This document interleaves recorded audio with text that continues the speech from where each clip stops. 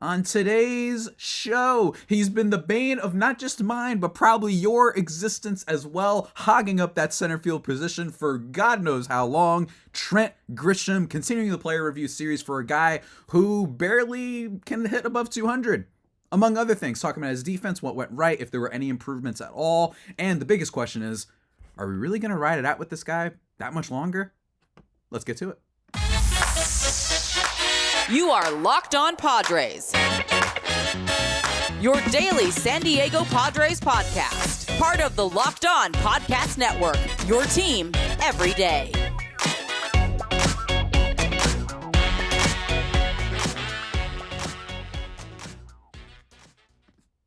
Greetings, ladies and gentlemen, and welcome to another edition of the Locked On Padres podcast, which is part of the Locked On Podcast Network, your team every day for Friday, according to some people, November 3rd. That's right. As always, I'm your host with sometimes, occasionally, but certainly not always the most, Javier Reyes. You can follow me on Twitter at Javapeno, or you can follow the show account at LO_Padres. And at Javapeno, that's JAVIIPENO. Haven't been tweeting quite as much about baseball lately, but don't worry. Don't worry, my friends. Oh yeah, I'll find ways to entertain you one way or another. You know? It's just what I do out here. But no, in all seriousness, guys, today's episode is brought to you by FanDuel. Make every moment more. Right now, new customers get $150 in bonus bets with any winning $5 moneyline bet. That's 150 buckaroos if your team wins. Visit FanDuel.com/LockedOn to get started. And today's episode, we're back to the player reviews. Because honestly, we're entering free agency, so I got to finish some of these. I'm waiting for the Blake Snell one. That's going to be like the last like really positive one maybe for a while, because I'm waiting for him to officially, for the Padres to officially have him as the winner for the Cy Young Award. But for now, we are talking about not someone who had a great season, and not someone who is a fan favorite, and not someone who is a surefire thing for next year's team, and that is Trent Grisham, center fielder. Look, what a wild ride in a lot of ways that it's been for Trent Grisham.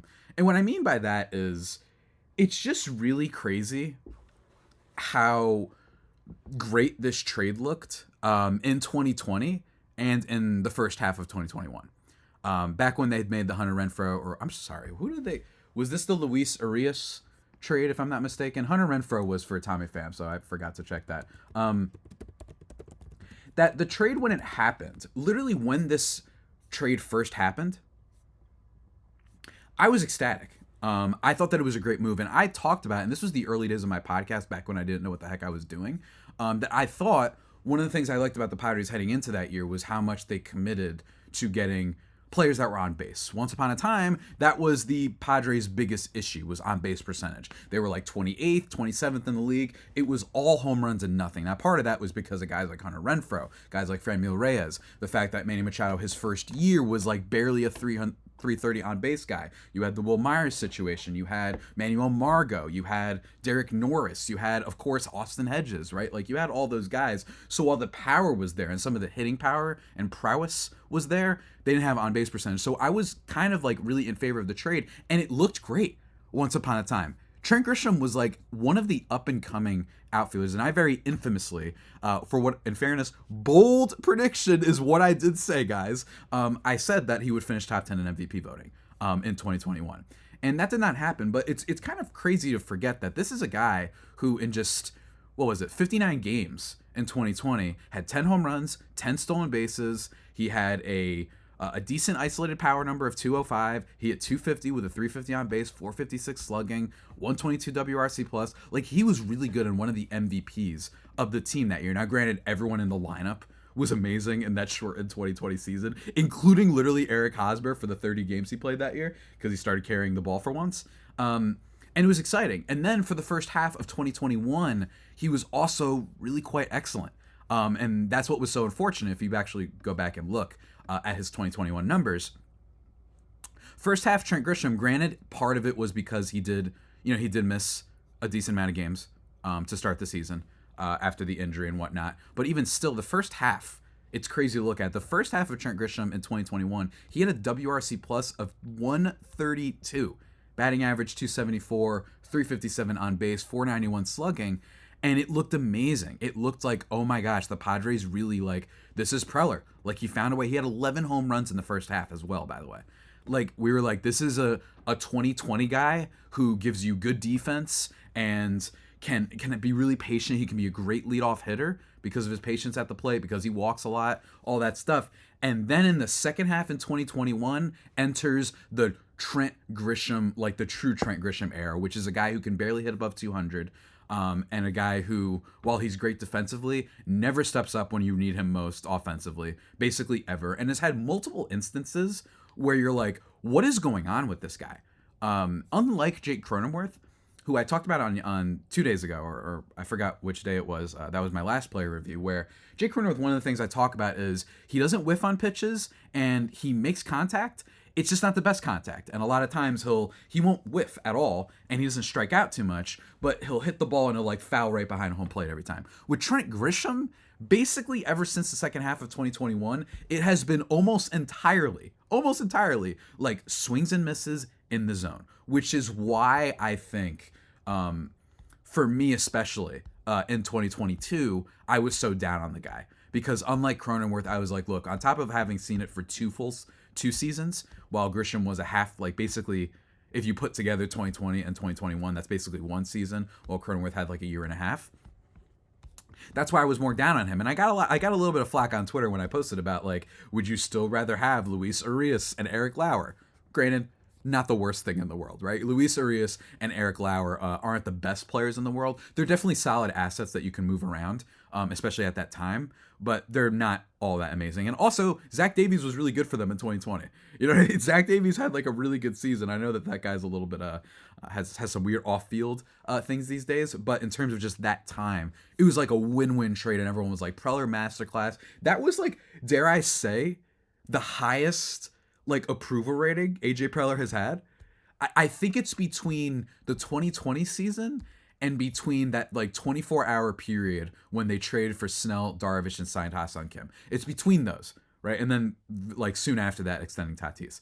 But like in terms of high approval rating, remember, he's coming off the Tatis trade, and then he's coming off of signing Manny Machado, and he's also coming off of this Trent Grisham deal, the Tommy Pham deal people were excited about. Granted, it didn't work with Pham, but then you got Cronenworth out of it, and he was excellent for 2 years. So, you know, he was up there. But now, ever since then, man, I mean, just everything for Trent Grisham has changed. In that second half of 2021 that I was alluding to, he had almost, I don't know what the percentage drop is, but his WRC plus in the second half was 76. And he was awful. He was one of the worst players on the team with runners in scoring position and just could not hit. And granted, one of the reasons why I think some people were willing to throw that out is because everybody on the Padres roster, and stick with me, I know we're talking about old years, but I think it's important for context, that I think why some people were arguing with me on Twitter about that trade and how it looks really bad right now, that with Grisham, it was everyone expected, like, oh, well, Tatis got hurt and Machado was bad in the second half, or not bad, but he wasn't all that impressive. He never got hot. You had the whole, Jake Cronenworth couldn't drive in runs. You had the Tatis Machado conflicts and all that stuff. You had Darvish, who fell apart because of the injury, especially. You had Musgrove, who was basically the only reliable pitcher. They had to start Vincent Velasquez and Jake Arrieta at points in the 2021 second half. So I think some people threw it out as just being like, you know what? This is like some Jeff McNeil nonsense. Like, the guy only will hit well when the team is hitting well, right? Let's go look up Jeff McNeil, the record, and then parlay it with his stats. It's like, as long as the Mets are good, he'll be great. If they're not, then he stinks, right? So with Grisham, I think people threw it out a little bit. And I understood that. He did hit the ball hard, and he had a really good 2020. He showed us what he was capable of as a all-purpose sort of outfielder, and also hit the ball really hard and walked a lot. So I understood the excitement there, but since then, ladies and gentlemen, Trent Grisham, it just ain't happening, and it hasn't happened for a while, despite the fact that some people were excited about heading into this year. I think there was a tweet from was it Michael Bauman, I believe, of Fangraphs. I forgot who it was exactly that posted the highest increase in hard hit rate in the second half of 2022, which gave people pause, being like, oh, maybe he's coming back. And even for a second at the beginning of his 2023 campaign, your boy was starting to think, oh, maybe he can at least just be an average at bat That I thought was fine, but would he ever be good again? I don't know. And unfortunately, yeah, we did not get a good season from Trent Grisham once again, despite having a near monopoly on the center field position. And we're going to break it down in just a second, guys. But before we do that, I want to talk to you about, first of all, look, you know about our folks over at FanDuel. They're fantastic. Right now, new customers get $150 in bonus bets with any winning $5 moneyline bet. I mean, come on. You want to take a flyer on, I don't know, who the heck is playing tonight? Let's look at the NBA. You want to take a flyer on the Warriors? The Warriors have been playing well, I think. Against the Thunder? Ooh, that's a good matchup, by the way. I actually might watch that. Mavericks, Nuggets. Pro tip, take the Nuggets. Kyrie Irving isn't good. But anyway, you can just take those money lines, and then you can get $150 back in bonus bets with any. That's right, 150 buckaroos if your team wins. And what I love also about FanDuel is, don't worry. If it's not money lines you're interested in, they got you on all sorts of things. They've got spreads, they've got player props, over unders and more. And with the player props, you can do total bases. In the case of baseball, you could do total bases, you could do strikeouts, home runs, and all that stuff. And in basketball, you could do 3-pointers, you can do points, rebounds, assists, steals, whatever. Like, there's so many different options for you if you're feeling lucky about one particular aspect of a player. So that's why I love about them a lot. So guys, let me tell you, you got to go check them out. You got to go check them out over at FanDuel.com/lockedon and kick off not just your betting ways, but also get into the NBA and NFL seasons. Don't worry. If you're a sports fan, don't worry. Baseball, it's not the end of the world. You're still covered with FanDuel. You can bet on all sorts of things. You've got hockey, I think, as well. You've got college sports as well. Really good stuff. So everybody, go check out FanDuel. But also remember, /lockedon, kick off the season, official partner of the NFL.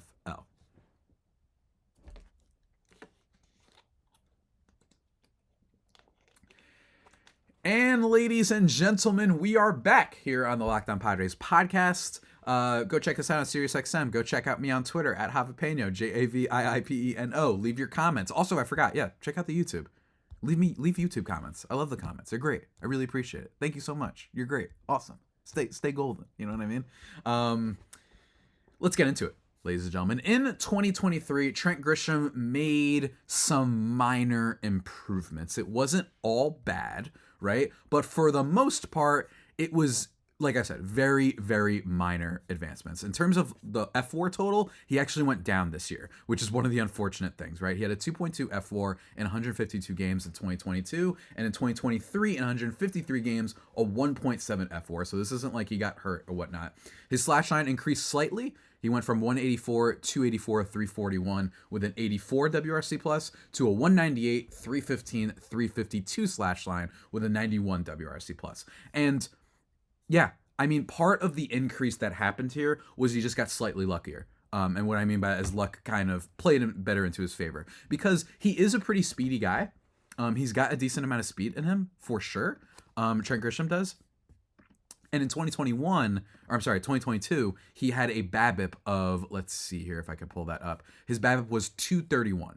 So honestly, that slight increase, and not just the WRC plus, but the overall batting average and whatnot, you can probably attribute to that. Just getting a little bit luckier on ground balls and whatnot. Now, don't get me wrong. Grisham is still really frustrating because the amount of infield outs that this guy will hit into is really frustrating. It's just, it's like very ground ball-y. And I once called, very meanly, I called Trent Grisham Joey Gallo without the power, is what I said, where it's like they're decent, pretty good defenders at times, actually great defenders at times, and they strike out a lot and walk a lot, but they sometimes just can't keep up with it, right? And Trent Grisham's strikeout rate this year also made minor improvements. It went down by 1%. 28.6% in 2022 to 27.7%. But unfortunately, that wasn't enough of an increase. And it's not like he's hitting for as much power as prime Joey Gallo was. He did make some improvements at the plate, like I was alluding to. Just overall, like all of the data, and if you just were to look at StatCast, basically everything went up. But I think that shows you, by the way, which is one of the problems with StatCast, just because you see more red does not mean that they had like that much of a better season. But like literally everything went up. His launch angle even went up this year, which is great. I appreciate that because I was just talking to you about infield ground balls and how annoying it was that he would hit into them. And in 2023, his ground ball percentage did decrease by a significant amount. It was actually a really encouraging amount. 46.1% in 2022 to 38.1% in 2023. But it's with all of these improvements, which is what makes it even more concerning, despite the fact that he actually had a greater walk rate this year. His swing percentage, he was more aggressive at the plate, something that I like to see, because I was really sick and tired of seeing him standing there waiting for perfect pitches, and then, a curveball that hangs a little bit going in there for strike 2, and then he'd whiff on something for strike 3. I did appreciate the more aggressive nature, which is one of the reasons early on in the year I thought, and I was tempted to say, look, maybe this guy can be a 104 WRC plus guy. I compared him to Ha-Seong Kim in that regard, where they don't have to do much because of their defense. But he didn't do that. He was still a below average offensive player. Like I said, 92 WRC plus. And again, despite the fact, and I think that this is a key point here, Trent Grisham does not chase the ball, but he whiffs on the ball too much. If you look at his, if you're looking at percentiles, his chase rate, 86th percentile in Major League Baseball, and his walk rate, 92nd percentile in Major League Baseball.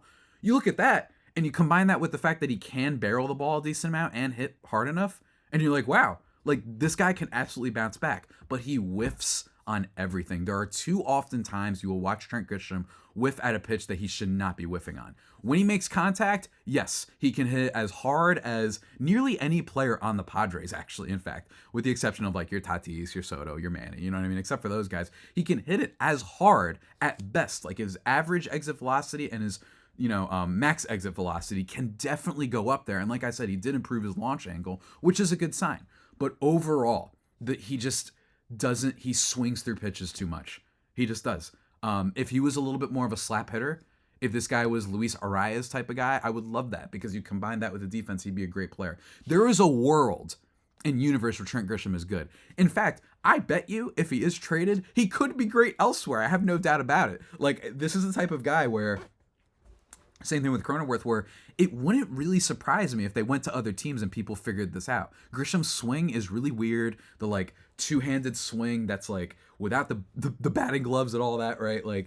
He's just not, I just don't see it working here. And I think that for those reasons is why I don't see it. And on top of that, on top of all the pretty poor stuff there, he was also anemic in terms of clutch situations this year, which is, to me, that would have been how he could redeem himself. If it was okay, in fairness, he's a 9 batter, right? We know this at this point. He's a guy you bring out there for defense. Maybe if he at least is just a little bit clutch in some areas, then maybe there could be some value here. But in fact, there was none whatsoever. Trent Grisham in high leverage situations this year, in 55 plate appearances, hit 68. 68. In medium leverage wasn't that better either, by the way, 191. And if you want to just look at runners in scoring position, he was hitting 237. But again, that just shows you how, that's just one example of how bad he was. And it's funny, he actually hit slightly better if you were looking at batting average.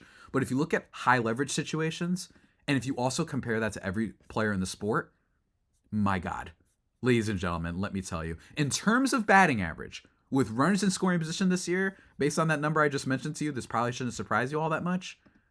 My Lord. Guys, Trent Grisham was the second worst player in all of Major League Baseball, in front of only Connor Wong of the Boston Red Sox, for the worst batting average in high leverage situations. And if you want to go advanced and say, Javi, well, what the heck? You're always telling us batting average doesn't tell us everything. Fine, I'll go by WRC plus. If you go by WRC plus, Trent Grisham had a 6 WRC plus in high leverage situations this year. Good for a whopping 7th worst place, with only Connor Wong, Taylor Ward, Brett Beatty, Salvador Perez, Leota Tavares, and Jose Abreu having done worse. And then, just to counter another thing, hey, well, Javi, Josh Bell wasn't great this year, and he turned it up as soon as he went to the Marlins. There are other good players you can find on there, like Xander Bogaerts, Lamont Wade, Masataka, or Yoshida kind of fell off in the second half, but you get my point. Marcus Semien was really bad in high leverage situations this year. He had a 43 WRC plus. And you're thinking, well, he also isn't good regularly, and this is also not the only season we've seen this, right? If he's a great player regularly, that's one thing, but he's not a good player regularly. I already read you the slash line. So high leverage and the runners in scoring position was just kind of a last-ditch effort to hope, was there anything he was good in this year? And he wasn't. He just wasn't. And it's really frustrating. And on top of all of that, he had And this has been a thing since 2021, by the way, or 22. God, I keep getting the years mixed up. My apologies. Grisham has these moments where you're just like, what is going on? And he's had a couple of these. But the two I want to bring up are one in the NLCS, how the Padres were eliminated, right? They are down by, I believe it's 1 run actually, and 1 or 2 runs, I forgot exactly. And this is do or die. And he comes up to the plate, runners on first and second, or a runner on first, one of the two. I forgot exactly what happened there. And you have 1 out, and he decides to bunt. Like, there was no upside there, because now, despite the fact that, yeah, you can move the runner over, if Austin Nola, who comes up after him, were to hit a sacrifice fly, it's 3 outs. So it's like, what were you thinking there? You're trying to turn, that's how little faith you have in your ability to hit, that you're trying to squeeze bunt out a hit there, or just try to straight up sacrifice bunt. Like, that was, I don't know if it was Melvin who called that. I actually think that he said it wasn't him, and I know for a fact that I believe the second time, which was in the Dodgers series, in which Dave Roberts literally practically roasted him in the press conference when he tried bunting with the bases loaded and nobody out. Like, what is going on? Like, this guy has no confidence, seemingly, in his ability to hit. Like, there's just nothing there. And I think part of that needs to be placed on coaches as well, for sure. That has to be placed on coaches. But also, he's been bad for a while, and this is just a Padres epidemic, which is why it is possible he could be better elsewhere, for sure. Could totally see it. Like I said, and I will say it every episode, everyone who gets to the Padres either stays the same or gets worse. It is never get better, with few exceptions being guys like Joe Musgrove, although I would argue that Musgrove was like on the way up already because of the uptick in curveball usage and whatnot when he was in Pittsburgh. But Gary Sanchez, Rougned Odor a tiny bit. That's it. You know what I mean? Like, that's basically it in terms of players that got better. Drury, Bell, Soto to an extent. What's his face? Hey, Machado, his first year, honestly. Jake Cronenworth, but it's been a slow burn, right? Trent Grisham. I mean, I don't even know. There's probably more. I just don't think. Adam Frazier, Nelson Cruz, Matt Carpenter. There's plenty of others that I can't name right now. Tommy Pham, right? Like, just really, really rough all around. And I think Trent Grisham is another example of just the, like, and most importantly, I would argue, this guy has a near monopoly on the position, and they're just trotting him out, like, all the time. All the time. And we're going to talk about his defense, the one saving grace about him, and potentially about this problem with him being the center fielder going forward. In just a second, you guys have to hear a couple of words from our sponsors.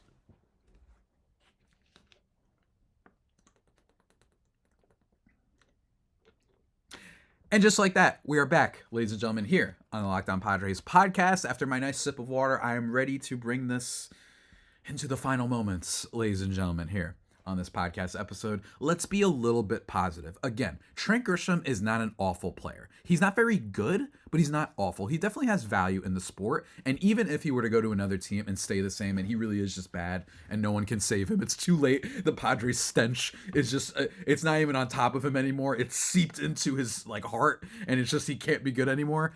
Even then, he's still like a good 4th outfielder to have because of the defense. You can't tell me that, like, this guy can't become Harrison Bader in the right year. You know what I mean? Harrison Bader's been a 4th outfielder for teams for years because he has had some clutch moments in the playoffs and he can play defense, even though the fact that he's just not overall that good of a hitter, right? So could he be Harrison Bader? Sure, 100%. In terms of his defense, he's still ranked in the 92nd percentile and outs above average with 7, and his arm value is good. His arm strength isn't the best, but he gets to the ball quick, which I always appreciate about him. The only thing with Trent Grisham sometimes is also, and I think that part of it is that one of the reasons his F4 was a little bit lower this year is while he was a pretty good defender, he did take some steps back. He just didn't have quite as dominant of a defensive season. In 2022, he had 8 defensive runs saved and then 14 outs above average, while this year he only had 1 defensive run saved and 7 outs above average. Don't get me wrong, still a very quality defender, but not Gold Glove caliber, which is why, despite the minor uptick in his offense improving, that's why his overall F4 total, I think, was a lot lower, right? But he still has value as a potential 4th outfielder.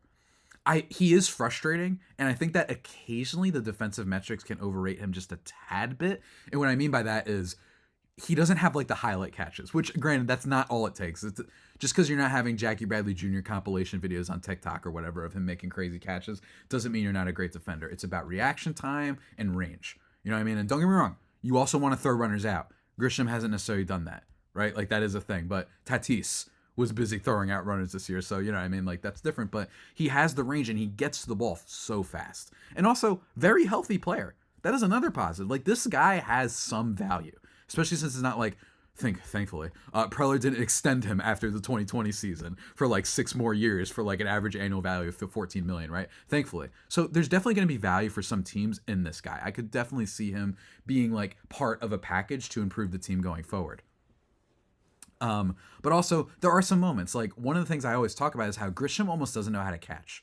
And I mean this with all love. There's just moments where I think I tweeted this actually from the Locked On Padres account, where Trent Grisham could literally run fast enough and time fast enough to run all the way out from San Diego to where I am in Jersey, but then not make the catch as it hits off his hand. You know what I mean? Like he just does that a lot. He'll have a couple drop balls. He'll have balls that bounce off of like the top of his wrist, or they bounce off the glove, whatever. It's like it's so weird. It's so weird. I think it's almost like a funny, like weird thing, don't get me wrong, but it's like always like he'll make an unbelievable jump. You're like, this guy's like practically in the cove of San Francisco, like he's practically in the water, and then it bounces off his wrist. It's like, it's like you're missing the easiest part. I know that's a little bit anecdotal, but nonetheless, it's just a thing to bring up in terms of his defense, and potentially maybe if he gets older, maybe the speed goes down, whatever, but that's all I'm saying. I'm nitpicking. He's still a quality defender and could be a really nice 4th outfielder and part of a decent package. But one of the things I've talked about with some friends is, and just some sources I have, where it's like, when you look at some of the teams that win the World Series or just have sustained excellence, center field seems to be one of the positions, right? Just in terms of that, it seems to be one of the positions that everybody, like if you have that great center fielder, we've seen like there's been an increase in likelihood for you being great, right? That just seems to be a big thing. Having a high quality outfielder is great. That's what they were saying. I somewhat agree. And when you look at how long Trent Grisham has been the outfielder without them making any changes or improvement, it's really jarring. And don't get me wrong, I've talked about in this episode, one of the biggest questions for the offseason is if, hey, they talked about Jackson Merrill in center field. So they at least, even if Jackson Merrill isn't the opening day starting fielder or isn't on the roster to play a good amount of center field next year, they at least probably that's a sign that they know, like this Grisham thing just isn't working. Like we gave it another year, we looked into the hard hit stuff, right? But it's just not working. And it's frustrating. It really is. And when you look at all the numbers since the second half, specifically the second half of 2021, Grisham ranks among some of the worst players in baseball. His F4 is the 14th lowest among all position players in Major League Baseball since 2021, which isn't great. And some of the players that are below him might shock you a little bit, like JD Martinez, but JD Martinez, all of that basically came from this year. You know what I'm saying? Like a lot of that came from this year. Tommy Pham had a pretty decent year. Almost all of it came from this year. Andrew McCutchen, all of it came from this year. Nick Castellanos, some of it came from this year. But you get my point. I'm not saying that like he's the overall worst player in baseball. And also when you look at outfielders too, and you look at some of the numbers, it's really concerning, guys. It's really concerning. It makes me really scared. Once upon a time, the only outfielder that was worse as a hitter than Trent Grisham was Cody Bellinger. And he, like, if you look at like expected weighted on base, all that stuff, just weighted on base in general, that was kind of the situation that you had here, where it was those two. But in terms of weighted on base, if you want to go by that, since the second half of 2021, Trent Grisham is the second worst outfielder in Major League Baseball. Fourth is Cody Bellinger. That's how bad Cody Bellinger was, that even though he had like an MVP quality season, he was so bad these past 3 years that he's still at the bottom, right? But that just captures it a little bit. In terms of his strikeout rate, amongst outfielders, don't worry. Trent Grisham is fourth in the highest strikeout rate among active outfielders since the second half of 2021. The guys above him actually hit for power. Kyle Schwarber, Teoscar Hernandez, and Adolis Garcia. Those guys strike out more, but they actually hit for power. Trent Grisham does not. 75 home runs for Garcia, Teoscar 72, and 100 for Schwarber. That guy's hilarious. And just 34 for Trent Grisham. When you look at players that strike out as much as him, like at that upper tier rate with outfielders and frankly just regular position players too, most players aren't hitting for as little power as Trent Grisham, which is the problem, right? That's the problem here, is that if you're going to be striking out a lot, that's fine, but you need to show me some power. Even Eugenio Suarez and Matt Chapman found a way to be pretty decent there. Ryan McMahon is like the only player I can see where it's like a little bit worse. You know what I mean? In terms of guys that strike out that much. But otherwise, that strikeout rate, you're seeing players like Willy Adames, Aaron Judge, Shohei Ohtani, Max Muncy, Julio Rodriguez, like I said, Suarez, Chapman, Teoscar, Adolis. Like, it's just not there. And that's what's so damn frustrating about him, is there's definitely a world in which he could be good, but he's not. And I just don't see it happening. And I think that Merrill sign is why we may see a trade this offseason. On top of the spending reduction and all that, maybe they're going to package Grisham with Soto for all we know and send him to a team, and they'll be like, cool, we'll just take Grisham as a throw-in and we'll help clear up your financial issues and whatnot, right? Like, that could totally happen. And Grisham does have a little bit of value, but it's only gone down. I mean, this guy looked like the ultimate find in 2021 and all of 2020.